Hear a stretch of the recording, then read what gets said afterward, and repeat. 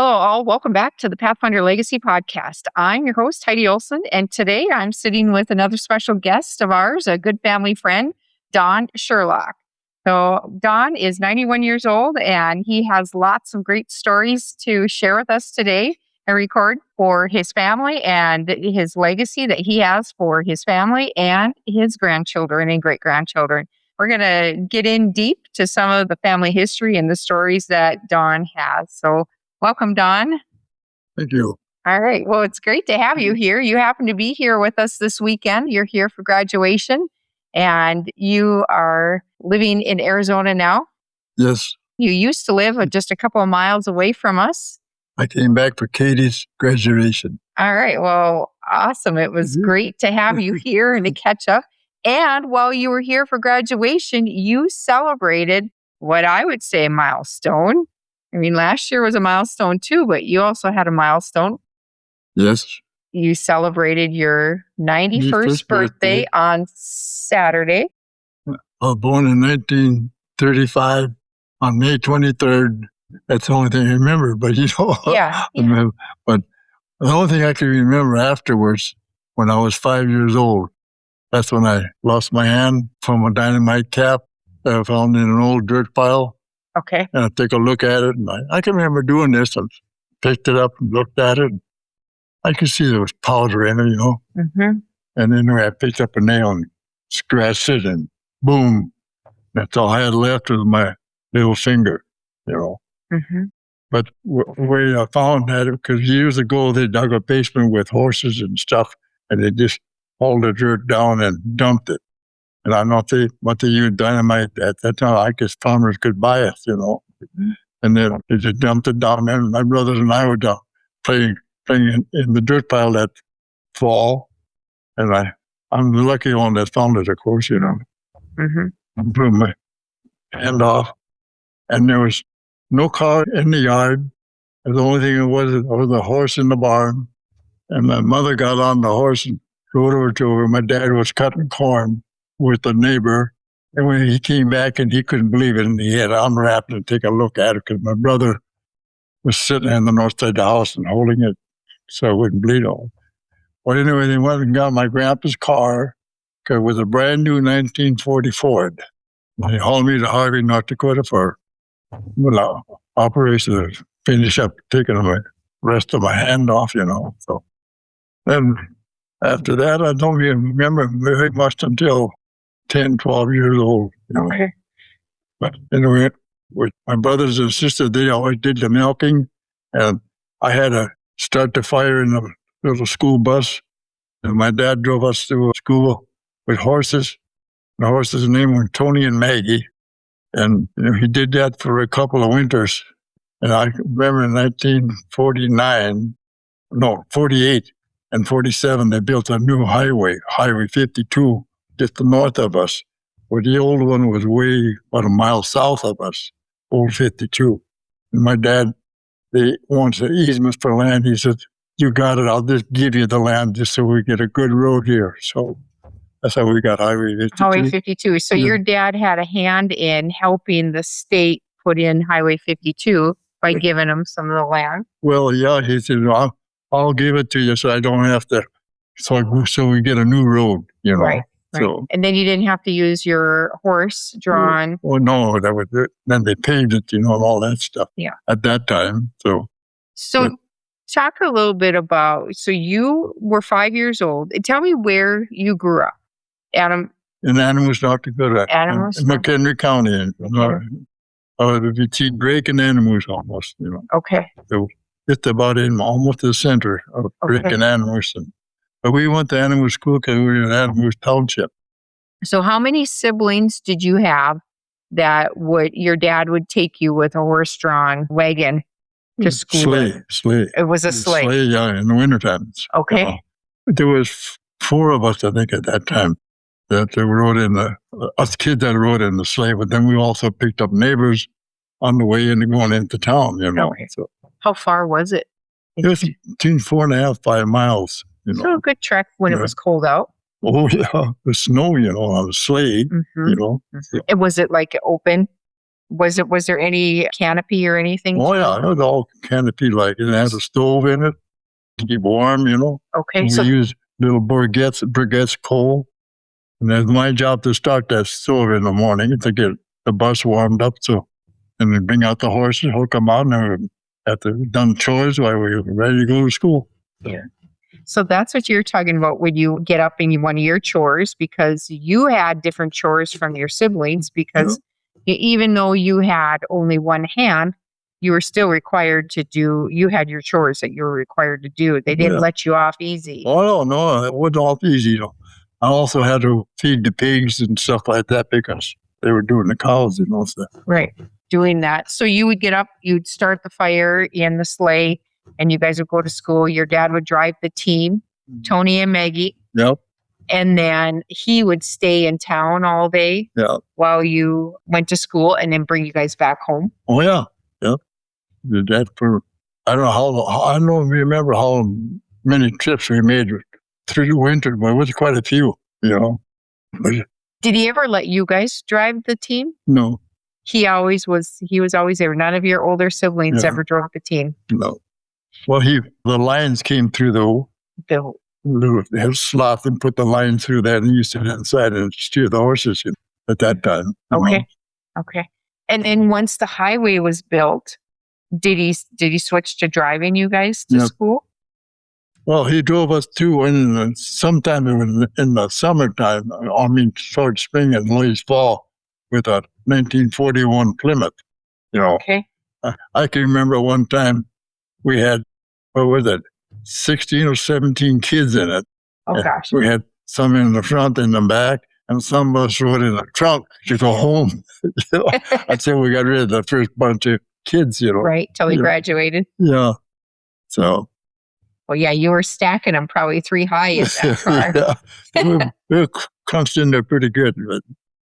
But I can remember some of that stuff, but otherwise, it was good. So you went to school. How high did you go to school in Annamoose? Not very high. 8th grade? 10th grade. 10th grade. Yep. And then you finished school at 10th grade. Yep. I didn't graduate or nothing, though. Okay. Was that just as high as it went for classes for you guys, or you just decided once you got to 10th grade that was, you learned everything you could? I never really cared for school too well, so I'd rather stay home and work. Okay. And it probably shows it too, but that's all right. Oh my gosh. Well, we're going to get into some of that because you're very talented, but we're going to get into what your talents are that you have and the skills that you have. Even we've known you for 23 years and never thought anything different because you only have one hand. Yeah. Never thought anything different of it because you've got your talents. So when you guys were on the farm, did you do more ranching or farming, or did you have a mix of both? So talk a little bit about that, what you guys did. We had beef cows and milk cows, and also we had sheep. I think we had around 50 or 60 sheep one time. Okay. Were they wool or were they meat breed? Wool. Wool. Yeah. So you would shear. You went through the process. Did you help shear sheep? Well, I'll help hold them, and my older brother. Well, sometimes he would shear the sheep, but we got that after a while. I don't remember how long we had those sheep, but we had them quite a few years of that. I think we sold the sheep and kept the cattle more. So, and then you have the beef cattle that you were raising, and milk cows. Yeah. And did you milk cows by hand, or did you have automatic? We milked by hand. Yeah. How many did you guys have to milk by hand? Oh, I think there was around 10, 12 of them. That's plenty of work, twice a day. Yeah. Twice a day. And you didn't milk them. No. But you had other chores that you did. Yeah. I did the other stuff outside they were milking cows, or like starting the school bus and feeding the pigs. And we had a silo too, about a 38 or 40 foot high silo, filled that with chopped corn in the fall. Then also my job was and my brother to throw the silage down the chute and put it in trough for the cows to feed in those days. So, and that was all silage, what you raised. On the farm. Yeah, we raised the silage. Yeah. I'll back up a minute. When you guys were feeding and you were out, and that was one of your chores in the winter to feed. Yeah. I remember you telling us a story what your mom would do because you didn't always have your hook No, on your hand. no. But And when you would go outside in the winter to help, what would your mom do? well, she would wrap my arm, so it wouldn't get so cold. Because it got cold. Yeah. It was more sensitive Oh yeah. than what you. But sometimes you would heat it up a little bit so it'd be warmer when she put it on. And, Okay. And what did she heat up? So your family knows what exactly she did. Was it a towel that she heat up in the oven? Yeah, it's a towel. Yeah, put it in the oven. We had a wood cook stove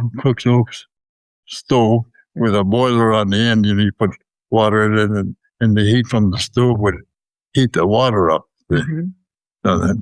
But we also use that for baths too and all that other stuff too. Yeah. So that's how you would heat your water because you didn't have indoor plumbing. That's right. In the house. Yeah. So 6 kids, no indoor plumbing, and your heat was from the boiler, heat from the stove. So she would heat up the towel, wrap it around, keep it warm for a while, and then you went outside and did your chores. Yep. As you would help pitch hay. Oh yeah, pitch hay, pitch silage. I done about shovel grain, oats into the feed mill, ground that up. After we got that all done, then we get ready if we go to school after we get all the chores done in the morning. But come home at night again, and did the same thing. Brought back with the sleigh and stuff and start all over at night. Yep. And next morning, you start all over again, Yep, every day. Yeah. The chores the cows still needed to be milked. The chores still had to be done. The cows had to be fed. Yeah, I remember grinding feed, with a tractor on the mill, and you shovel the oats in it and make ground feed. Make a lot of ground feed for the cows. And that was my job too, carry the feed and water, feed the cows, So. Was it the oats that you raised? Did you raise all your? No, we raised our own oats. Your own feed? Yeah. So how would you harvest that oats? With a binder, and then we thread. With a horse? Would you use the horses? No, tractor. Okay. You use the tractor on a binder and put all the oats in. We had what they call old boxcars. We store all our grain in boxcars. They were old ones, Okay. Like railroad box cars? Yeah, railroad boxcars. Okay. Yeah. But I can remember before, I don't know how old I was then, but we had a house, and after a while, one night we had a storm.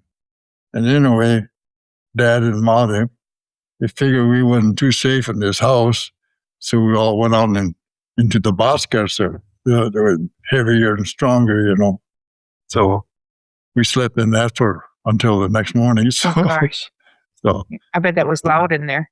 Oh yeah, it was loud. But it didn't blow nothing down that time. But later years that happened. Okay. Anyway. But not that time. No. But so then the house last summer you took us to your farmyard. Yep. That was where you grew up? Yep. Yep. And the house is still standing. Well, we didn't live in that house when I was a kid.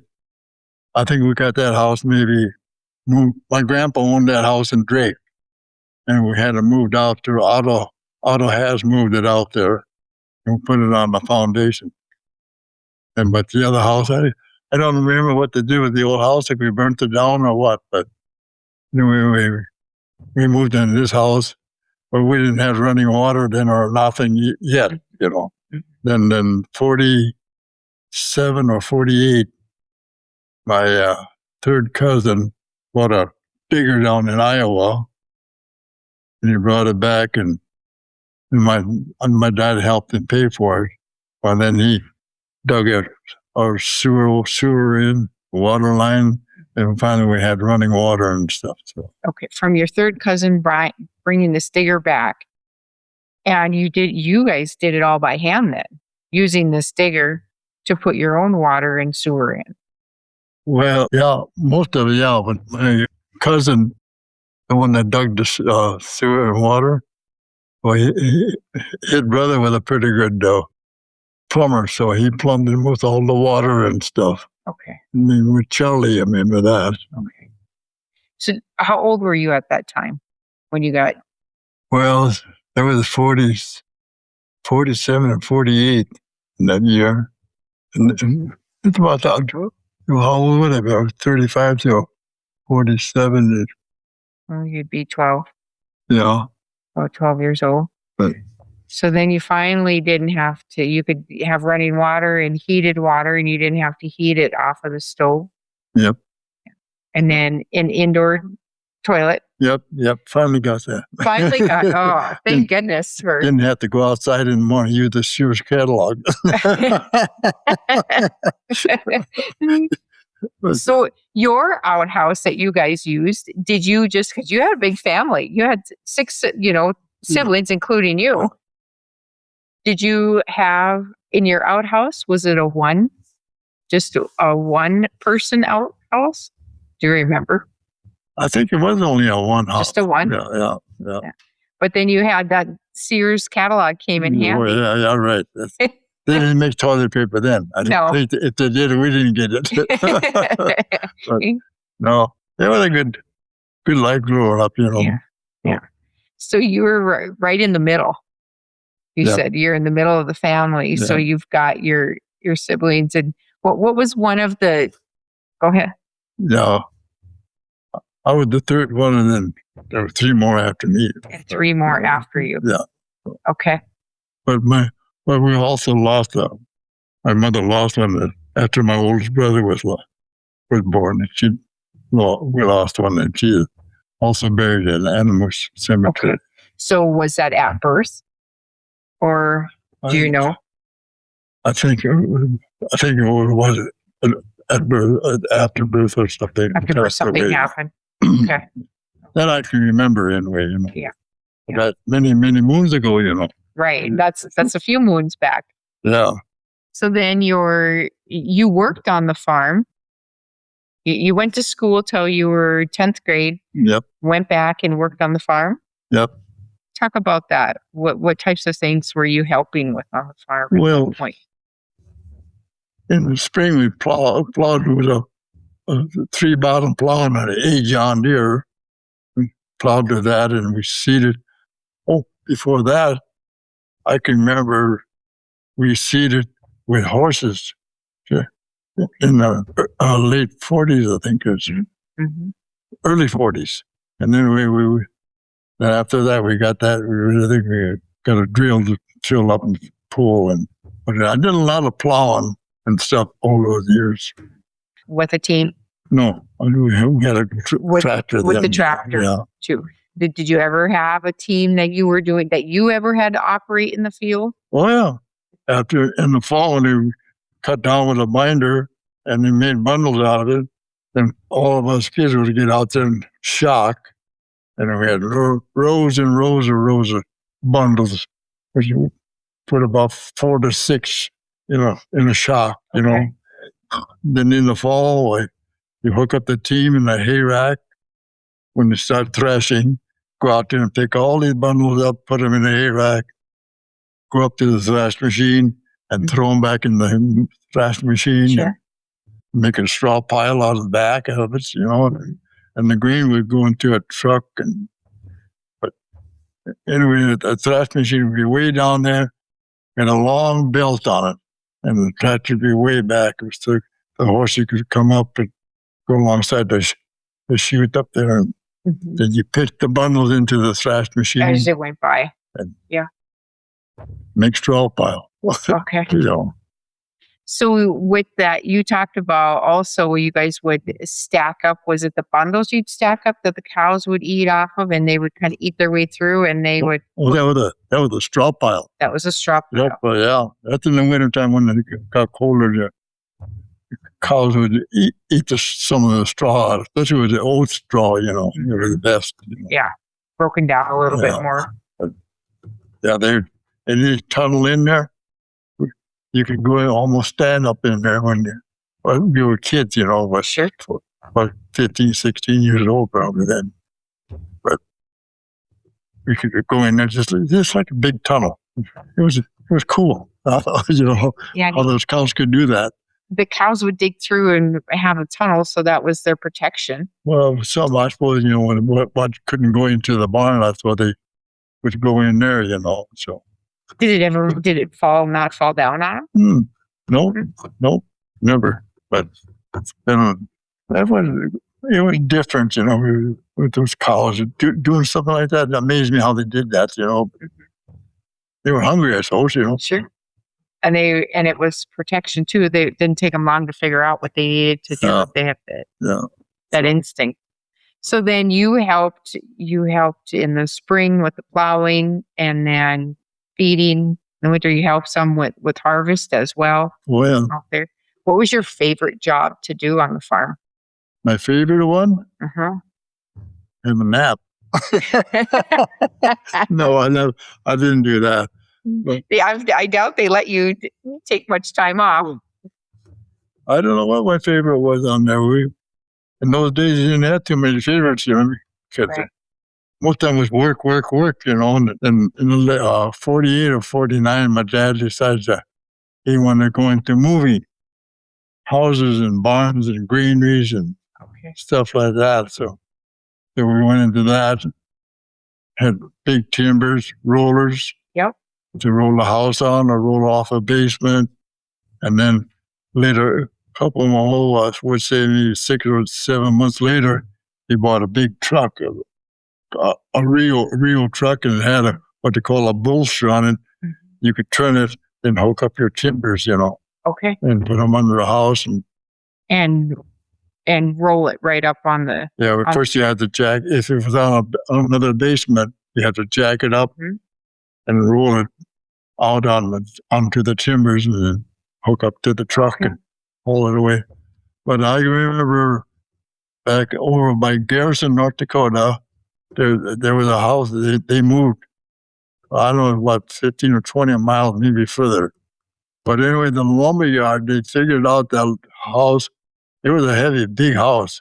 They figured that house probably weighed 80 tons. Oh, wow. But it was huge. But anyway, they were going to take it into Garrison, and then a snowstorm came up, and it sat out there in the field for a while until they could. I think they got plenty of caterpillars. It got snowed in, so they got a caterpillar to make a road. And anyway, they say when it was so heavy on that truck, when the truck had to turn the corner, they had 6 guys who were standing on the front of the bumper to hold it down so it could turn the corner. Okay. But that was back in like 49, 48. So you had a lot of experience, not only working with farm and ranch, everything that goes on with the different seasons, from working with livestock to harvesting crops. But then your dad had side jobs that he did. Did he have other side jobs too, other than? No, just that and farming and stuff. Okay. How old were you when you left the farm? When I left the farm? Mm-hmm. Well, the only time, as long as I was away at that time when I went up, my uncle and my dad and my 2 cousins and we went out to what called Roy, Montana, just out of it's southeast of Lewistown, Montana. Okay. Anyway, we went out there for a vacation and stuff. And then anyway, my cousin Bill, he asked my dad that Bill was looking for a hired man for the summer, Mm-hmm. So, Dad says, Don could stay here for a couple of months and help you out, Mm-hmm. So that's what I did. I stayed up there with him and rode the range and herd some cows way up north to what they call the breaks and stuff. And after that, they had a horse named AC. That was my horse to ride. Anyway, he had an old saddle up in the barn. And he said, we're going to get this saddle down and we're going to put on this horse so you could ride it. Mm-hmm. Well, anyway, that horse, the kids downtown, they couldn't ride it because they got crow hopping on them all the time. Okay. So anyway, he gave me that horse to ride out there that summer. We put the saddle on him and with a short seat saddle and a 12-inch seat in it. Anyway, when we got done that summer, he gave me the saddle to take back. Well, first of all, when I first got out there, he bought me a brand new pair of cowboy boots. First pair of cowboy boots I ever had. Oh, wow. For riding the race to help him, We got, when I got toward after my 3 months or whatever, I had to go back home and help Dad on the farm and stuff. But anyway, he gave me that saddle. And anyway, on the back end of that saddle, they had great big letters on it, DMPO. And none of us guys could ever figure out what it meant, I'd even asked some people in Alexander here, old cowboys, they never knew either. So, okay. So anyway, when we got all this internet stuff, they Google it or whatever, and they showed up on what it was. Okay. You know what it said?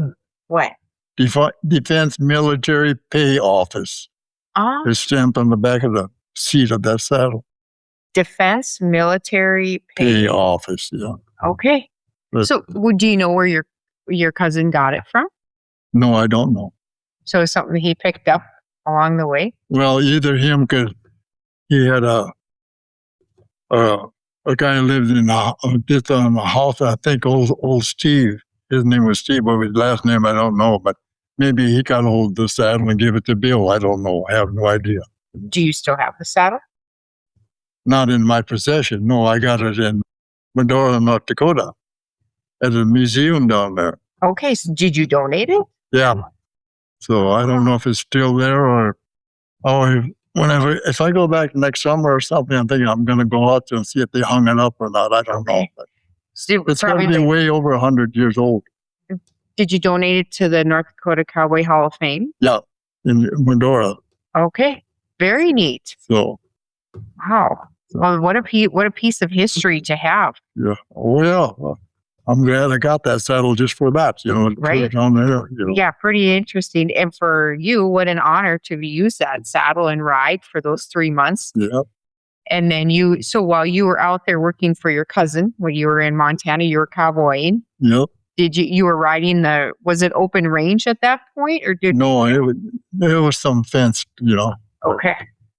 But most of it, there was what they call shale, on the banks, Mm-hmm. Like if you were to walk out there and you want to go down that, you could just go like skiing, Yeah, it would just slide. You just slide every step you took, you keep sliding down the hill, So you rode your horse down there? No, I never rode horse down there. No.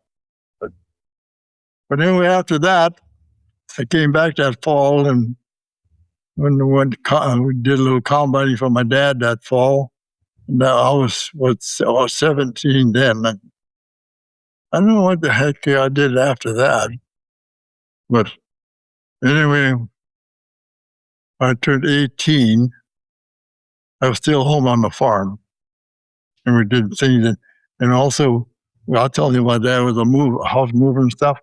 Well, a guy named Ernest Schwartz, he wanted to get rid of a barn down on his place down by Elmer, North Dakota. So Dad said, well, we needed a barn because the other one wasn't big enough or something. Anyway, we moved it up to the farm, put it up on a base cement floor, another floor, cement pillars around it, And anyway, we got that in the fall. We put it out up in the fall. And anyway, we went down to Pheasanton for the fair and 4th of July. And then on the way home, there was a heck of a great big wind. When we got home, looked over here, the barn was sitting down like a dog. Oh. The front end was high and the back end was way down low. So my dad goes to Towner and buys 2 nail pullers and a couple of wrecking bars. And my older brother Bud and I, we started pulling nails all summer. And we stacked all the wood up. And later on, him and I, we built a little what we call a shack. So we built a shack in the backyard, and we had it there for years. Matter of fact, we used that shack when we took it down into the hills in Schwartz's Hills. We were doing some farming about like 15 miles away, and we took it down after we stayed down in it. But that happened, I quit about 1956, 7 or something. Mm-hmm. No, it couldn't be 56 because I went to work for my father-in-law in 1955. So you went to work for your father-in-law in 1955. Were you married at 1955? No. Oh, okay, let's. Well, anyway, I went to my brother and I and my cousin. They lived down there where my father-in-law was. Well, at that time he wasn't, but we went down there and we were looking for work. So my brother and I, and then my cousin, we went to this place, and he was looking for a hired man. Well, in a way, my brother Bud, they said, well, Don has only got one hand, and he's looking for work. But anyway, the guy out going to hire me. He said, no, I don't know about that. He says, I'd rather have you, with my older brother with two hands, But my brother Bud said no. He said, "We don't hire him, because I'm not going to be working for you." So anyway, he hauled around about that. So then he went up to. He said, "I'll go ask my wife about this." So he goes up and asks his wife Edna about it. Anyway, she says, "We'll give him a try and see what happens." So that's how that happened. So we went back home. And a week later, I came back and started working for him. Okay. And anyway, he thought some things I couldn't do, Like at that time, we had what you call a duck foot or a digger. That you always had to pull the rope to get it out of the ground. Sure. But he says, just leave it in the ground and just keep going around and around. So he didn't think I could steer with one hand, He had a WD-49 tractor that drove that. Anyway, after he saw me do that, he thought that was a pretty good deal, So, I never even knew my little woman until she was going to school in Kensal, and she was staying in town all week. She was in high school? Yeah, she was going into her sophomore year. Okay. And anyway, I never knew she even existed until she came home on the weekend, So anyway, so she's just another woman, right. Girl. Right. So I didn't pay attention to her. Later on down the road, they had a graduation party or something in town. Anyway, I finally got to go with her, and then after that, we went steady all the time. Then at fall, my brother and I, there was a guy in Drake. He was looking for some guys to take care of his ranch down by Butte, North Dakota, south of Butte. So my brother and I, we're going to give it a try. We're going to thought we were ranching and stuff. He had a lot of cattle. Well, anyway, we had a 1946 Chevy truck, and a guy up north of Butte had a bunch of hay that we had to haul because we didn't have no hay that fall for those cows down there because nobody put up hay for them. So my brother and I hauled, I don't know how many loads of bales of hay to haul down and feed those cows that winter. So we stayed down there all the winter, and then in the spring, well, my father-in-law, he's looking for the hired man. So he says to Fern, when her and I wrote back and forth all the time, he said, ask Don if he wants to come back. So Lord and behold, my brother Bud says, go ahead and go. He said, I can take care of this, So that's what I did. I went back and worked for her dad. I went down to work for a while. Then I went down to Jamestown, bought her the ring, And anyway, I took a lot of guts to ask at that time, he wasn't my father-in-law, but I took a lot of guts to ask him Is it okay if Fern and I get married? And he said, yes. So so he approved of you. Yeah. Oh, you worked with him. He got to know you very well. How old were you when you asked Fern to? I was 20. You were 20, and how old was Fern? She was 17 then. Okay, you guys are 3 years apart. Yeah. Okay. She turned 18 on the 17th of June. I turned 21 on the 23rd of May. Mm-hmm. And then on June 21st, we got married on my oldest brother's birthday. Okay. So that's how we remember all this stuff. How you remember all these June dates. Yeah. So that's, went off from there. Well, then my father-in-law bought us 2 quarters of land from a guy who was going to quit farming. So he bought 2 quarters of land, and Fern and I was going to live on that farm for a while anyway. So we lived there for one winter.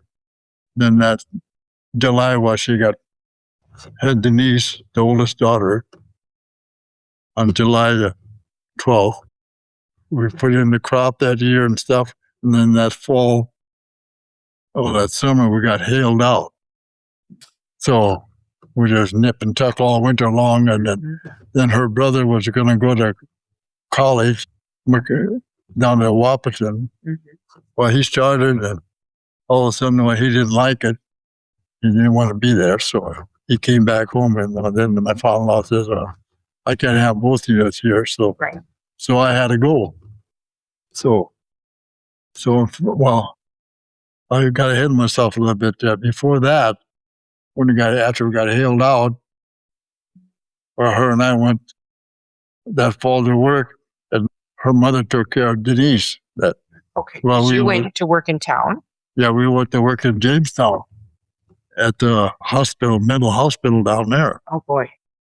And I worked there only a little over a year and a half or something. I don't know what the heck happened, but anyway, he wanted me to come back to work on the farm, so I did.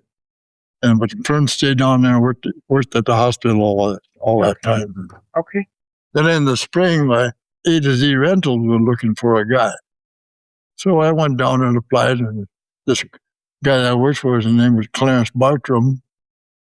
Well, he got hurt on the oil fields too a little bit. So he felt a little sorry for me. He says, I'll hire you. So I did. And I worked for him for 4 years. And then I got an opening over at Minot State College. Went over there and applied. And they said, I'm going to. And the guy that was head of maintenance and stuff, Floyd Wilson was his name. Well, he hired me, and I worked at first I worked as a janitor for about 4 years. Okay. And then there was the opening in maintenance, and Floyd told my buddy, Eugene Klein, he said, if Don wants to come over here, he said, I'm going to hire him.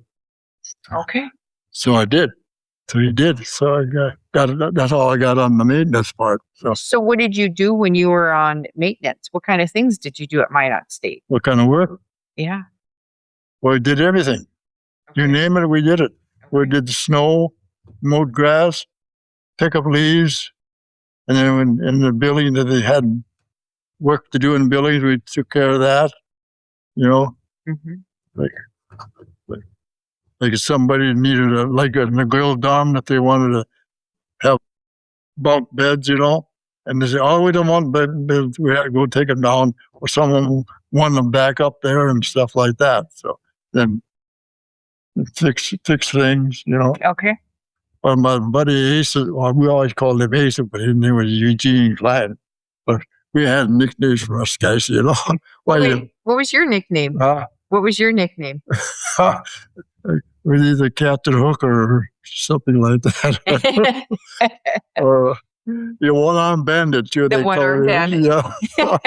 But that's what we did that. But how long were you at Minot State? 20 years. 20 years at Minot State. Wow. So during that time, you've picked up a lot of other skills and talents. Oh, yeah. Talk about that. What kind of other talents?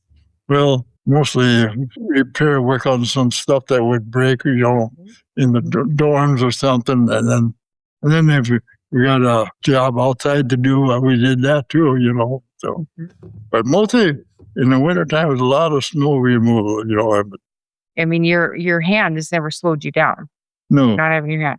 Because then, did you learn your woodworking skills at the college, or was it later in life that you learned it? Well, mostly some of the college. There was one guy, Byron Verbisky. He was a good carpenter, and I learned a lot from him on how to do stuff, and especially like gluing stuff together, make sure you did this and did that, But then he quit the college and went to Wisconsin. I think he went to, But I never heard from him again. So okay, I don't know if I should tell this story or not. But anyway, my buddy, I would call him Ace all the time, but his name was Eugene Klein. Well, that one fall, his dad was going to be put into a home. Okay. But his mother's already passed away. But anyway, we had to go down east of Rugby someplace and winterize his dad's house. And so him and I go down there and winterize the house and put antifreeze into the toilets and the sinks and stuff. Sure. So we got that all done. Then on the way back, well, you have to stop at every bar,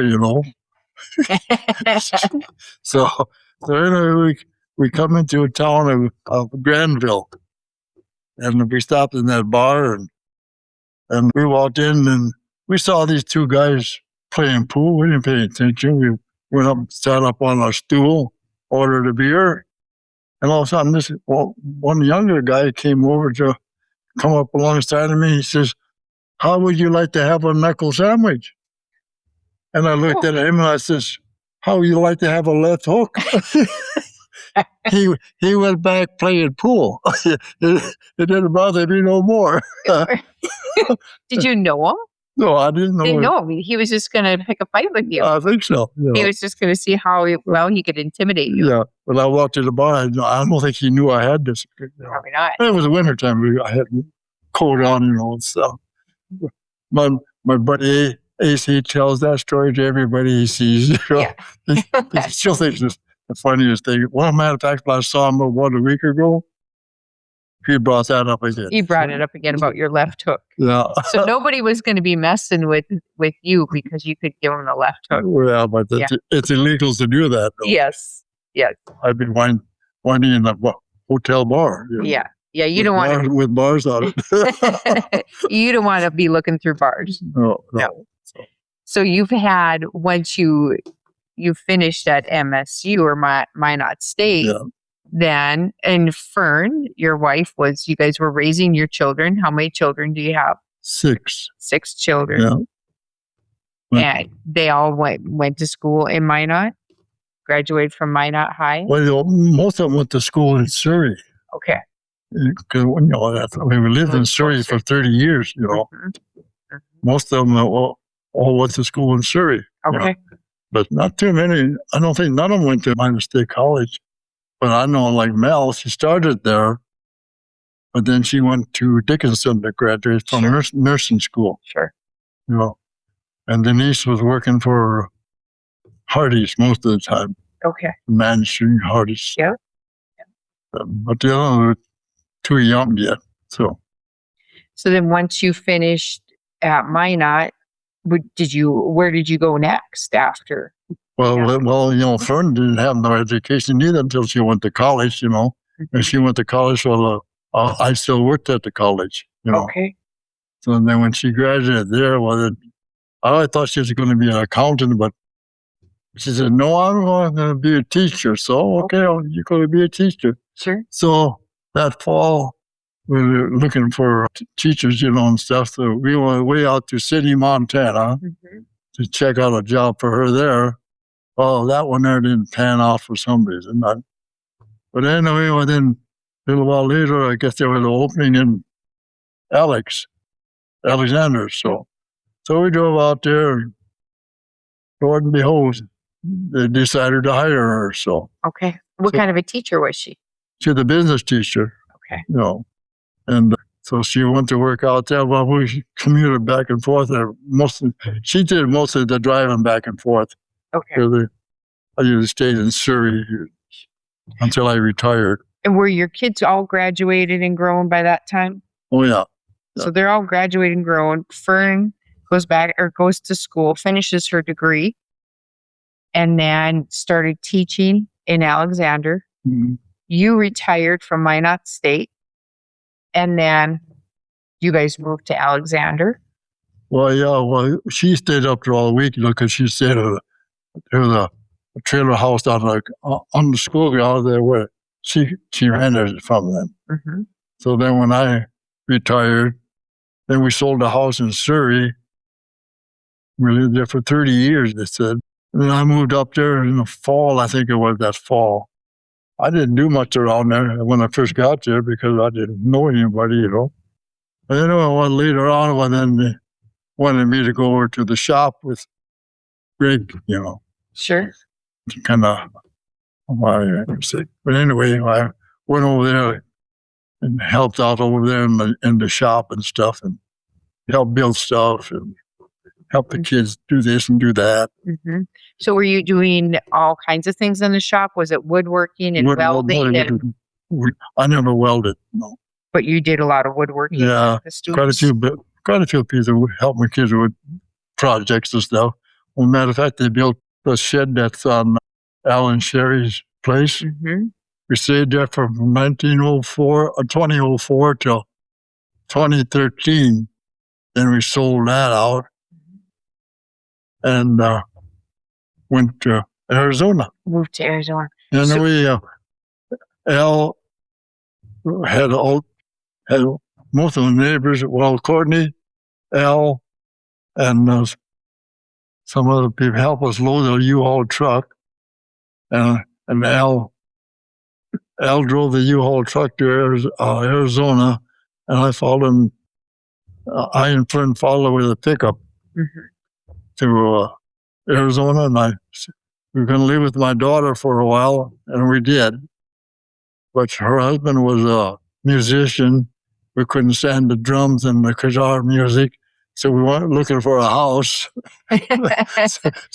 so we could sit out on the back of the house up by the swimming pool with the door shut, and he'd be having music because he taught music in his house. And it was so loud with the drums and stuff. We told her, well, we can't do this anymore. We're going to go look for a house. So we did. So we found the house. And that's where you're at. That's where I'm at right now, yeah. So when you were in Alec, really, would you say when you were in Alec is when you honed in on more of your talents in the shop? Because you guys were moving these garden sheds that you were building and doing that. Would you say that's where you honed in on more of your? Oh, a little bit. I wouldn't say too much, but then after that, I don't know how many people I worked for. I think I can count at least 8 people that I helped work with, or they hired me to do. Because I worked for the Pessics. I worked for Leroy Schwettinger. Mm-hmm. I helped Bernie Moracic one time, but not too long for him.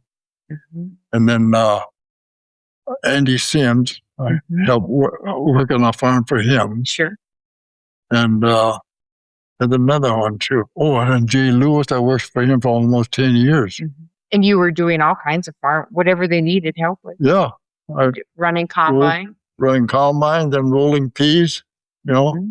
But I never sprayed though. That's one thing I never did. I didn't care to that. No, that takes a different, different skills. Yep. So what did you keep yourself busy with in the winter? It's at home in the shop. I did the scroll saw work, did a lot of cabinet building. Mm-hmm. Then I made a cabinet for Denise and Greg Wallstrom. Mm-hmm.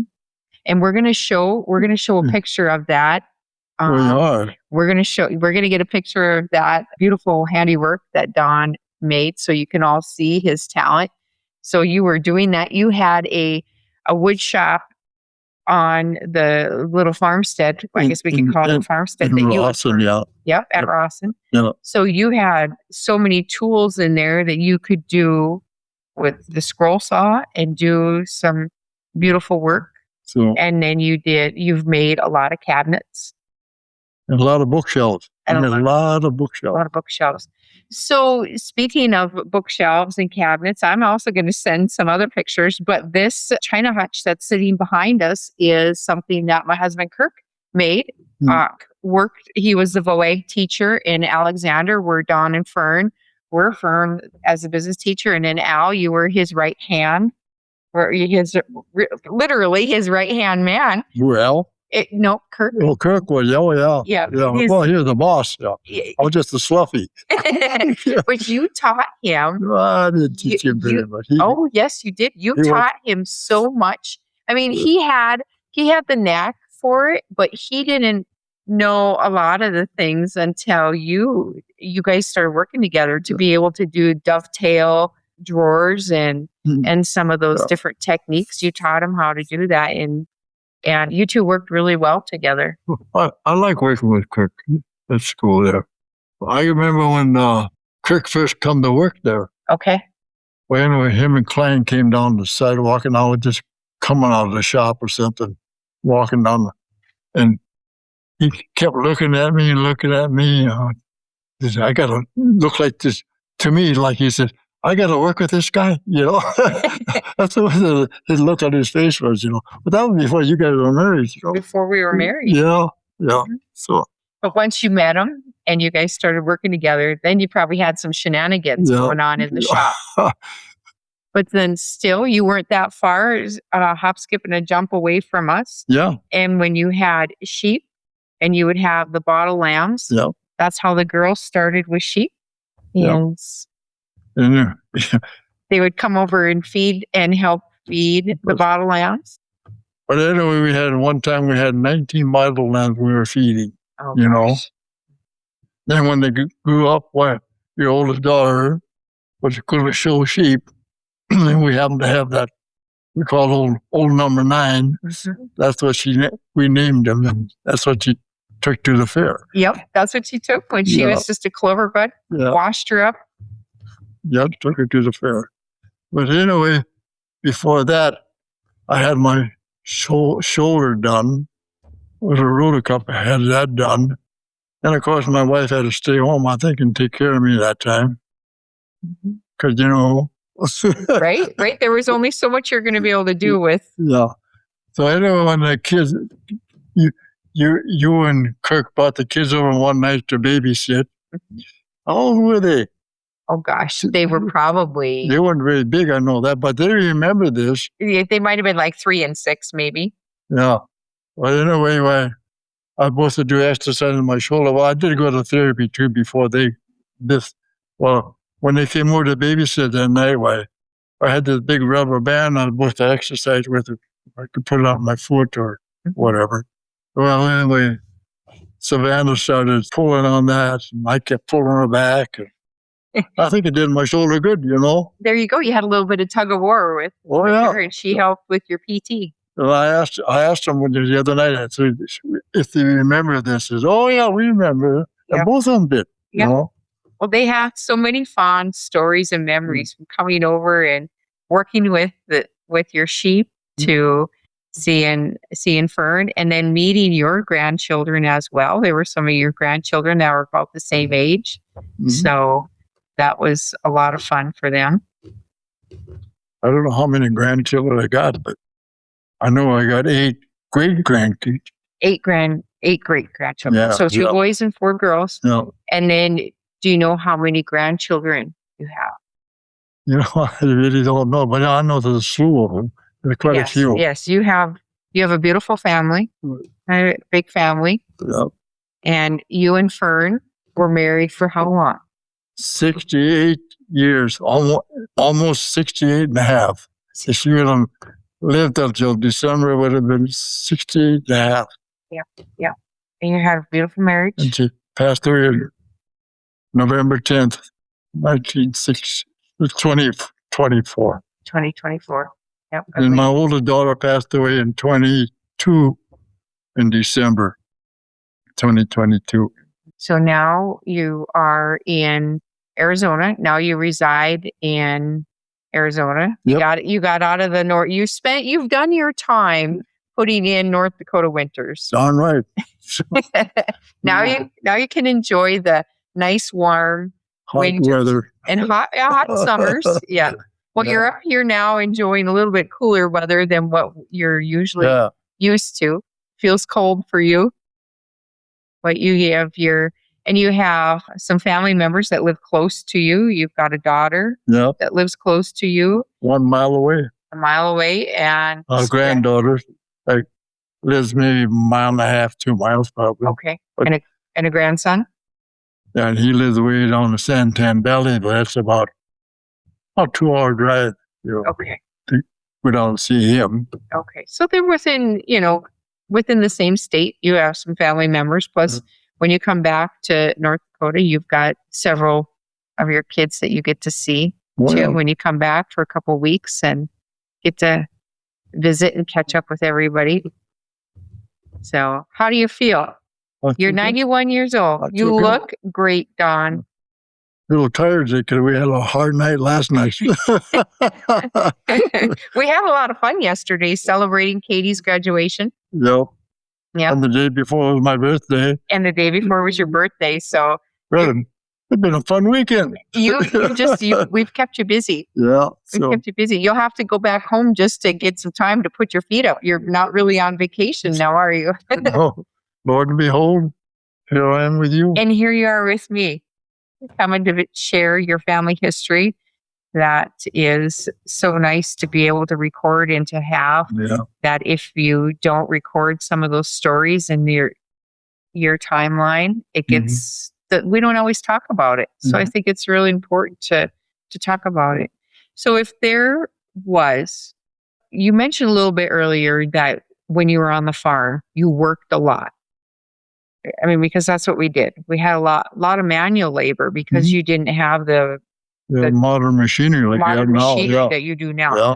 What was your most favorite thing to do on the farm? Do you have a favorite thing? Something you really enjoyed? Well, I enjoyed horseback riding a lot. Okay.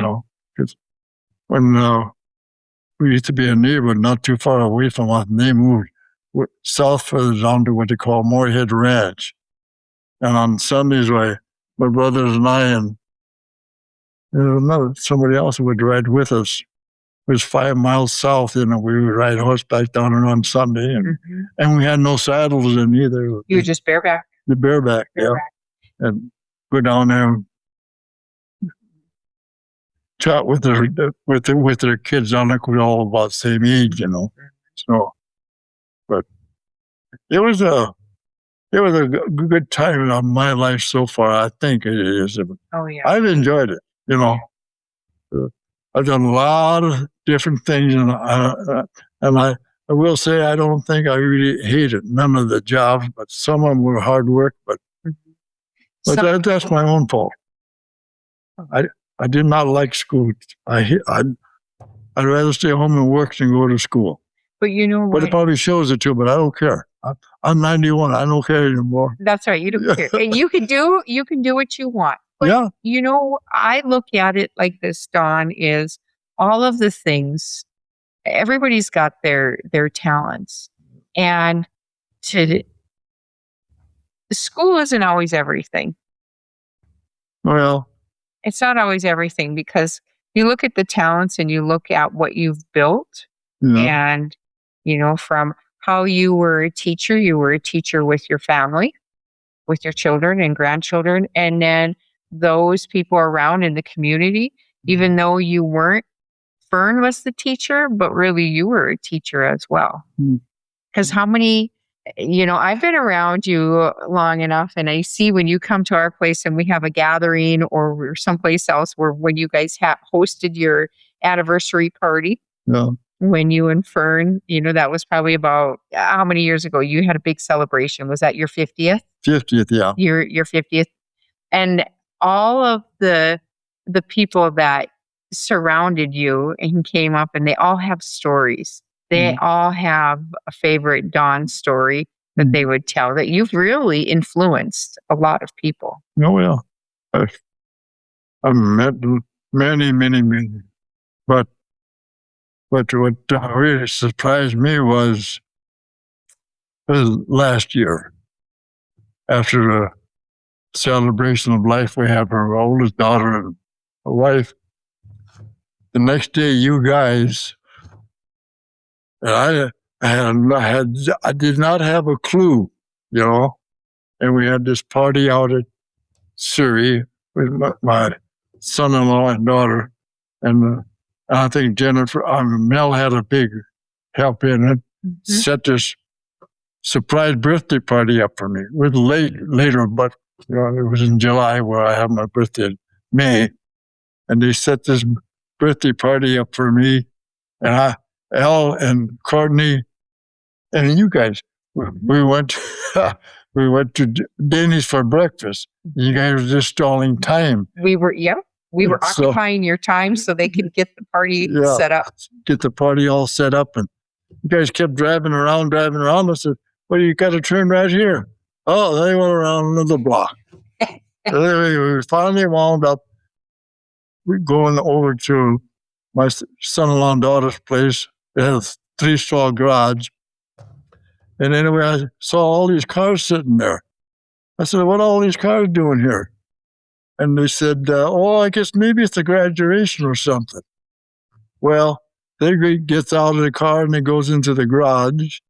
And I was talking to Jared, my son-in-law, and they were kind of stalling me to stay outside. And anyway, when I went in to go into the garage, I opened the door and I saw 90 on the wall back there. And I turned around and shut the door and walked out. But it was a surprise party, and there was a lot of people there. I mean, that garage was about full. It was full. Yeah. It was a great surprise. We got you. Yeah, it is.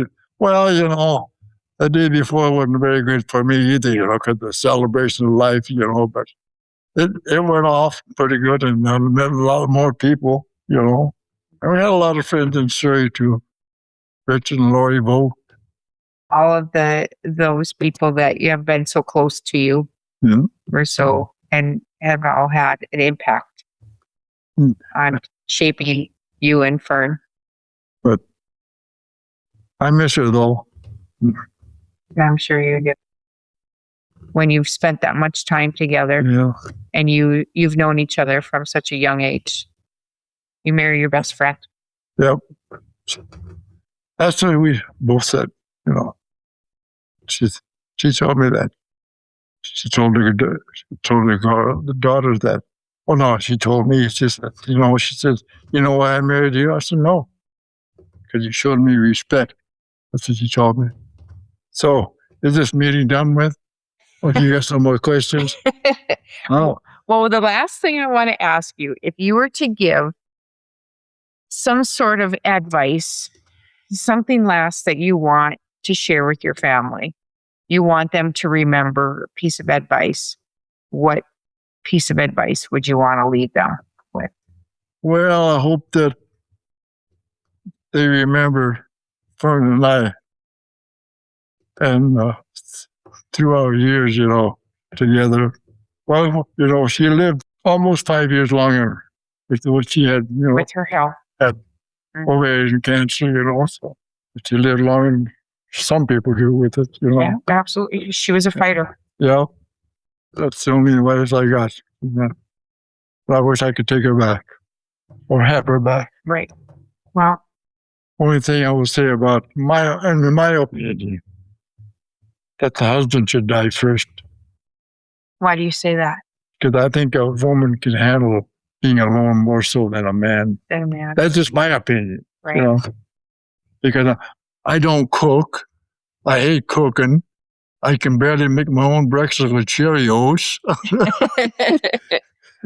But that's it.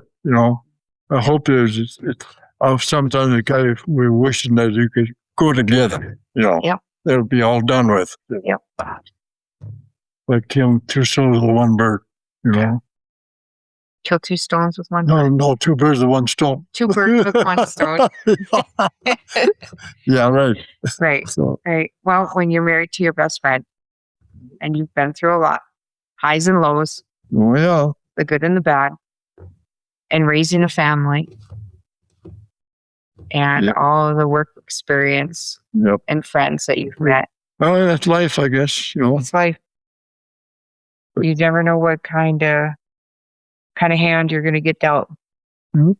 You just live each day to its fullest. Yeah. Okay. Okay. Well, I think we've covered a lot of different things today. You've Just a shared- wrap, you mean? It's a wrap. You shared a lot of stories, and I appreciate you being here, Don, to share that family history and talk about how you grew My up, life. your life. Yeah. Yeah. It's a big book. But, yeah, I've enjoyed my life so far anyway, but Would you change anything? no. I do the same thing I've done all my life. Yeah. The same thing. Yeah. You made choices. And everybody always asks me how come I'm still alive, I says, it's from hard work, Right. And it's been hard work, must have. I enjoyed it, so I picked it, Yeah. It's my own. But it's kept you thriving. Yeah. And at 91 years old, how many 91-year-old folks do you know that are as vibrant as you? Yeah. Well, look at Kyle Brush the other day. I know. You just don't know. Racetrack driver died at 41, Well, a lot of people die young, but, well, I keep telling you, I got to live. Well, you know that story. Then I'll tell it. What Al and Sherry, they thought that we can do, thinking that Fern and I should be doing, we were 80, and then they're 23 years younger than I am. Well, they thought should be able to do what they can do. Yeah. Because we're 80. Yeah. Well, I told him one day, I says, well, when I'm 103 and you're 80, I'll see what you can do. So I'll have to wait. I got 12 more years to go. Yeah, right. And then you'll have to call him up and ask him, hey, how are you doing? Yeah. Are you you having a good time, Al? Right. Can you keep up to me? That ain't going to happen. No. Well, you've done very well for yourself. And you've got so many stories to share. But it's been a good life. I've done a lot of stuff in my day, I don't think I want to go back and redo them, but No. But you're here to tell a story. I'm here to tell a story. Yep. Well, very good. Thank you. Well, that's all for today. Until next time, we'll see you between the ditches. Between the ditches? Thanks for listening to the Pathfinder Legacy Podcast, where your future is our focus. Be sure to subscribe, follow us on social media, and visit us at pathfinderlegacy.com to start building your transition plan today.